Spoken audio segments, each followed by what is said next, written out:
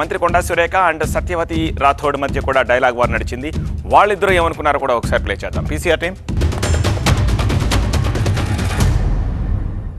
ఆయన మంత్రిగా ఉన్నప్పుడు ఆయన ఇట్లాంటి కార్యక్రమాలు చేశాడు. పాపం హీరోయిన్ల జీవితాలతో ఆడుకున్నాడు, ఎంతోమంది మహిళల జీవితాలతో ఆడుకున్నాడు. అందుకే పచ్చకామర్లో అందరికీ కూడా లోకం పచ్చగా కనిపిస్తుంది అన్నట్టు వాళ్ళ బ్యాచ్ అందరికీ కూడా చెప్పి పెట్టినట్టున్నాడు. ఏమైనా ఇటువంటి పోస్టులు పెట్టండి రా బాబు అని చెప్పి. దయచేసి ఇక ముందు అటువంటి ఒక్క పోస్ట్ కూడా టీఆర్ఎస్ పార్టీ నుంచి రావద్దని నేను హెచ్చరిస్తా ఉన్నాను. వస్తే మాత్రం పరిణామాలు చాలా తీవ్రంగా ఉంటాయని కూడా తెలియజేస్తాను. సురేఖ గారు, మీ వెనక ఇంకెవరైనా ఉండి మాట్లాడిస్తే వాళ్ళకు కూడా నేను హెచ్చరిస్తూ ఉన్నాను. మీ నోరు అదుపులో పెట్టుకోకుండా ఏదైనా మాట్లాడతా అంటే ఇకపైన సాగదు. నిన్నెవరో ట్రోల్ చేస్తే ఈ పార్టీ మీద, ఆఫీస్ మీద దాడి అయింది, కేటీఆర్ గారి మీద దాడి చేయించుడైంది. కాబట్టి తప్పకుండా మిమ్మల్ని ఇట్లా వదిలిపెట్టాం. అన్నిటికీ మాకు మీ నుంచి జవాబు రప్పిస్తాం.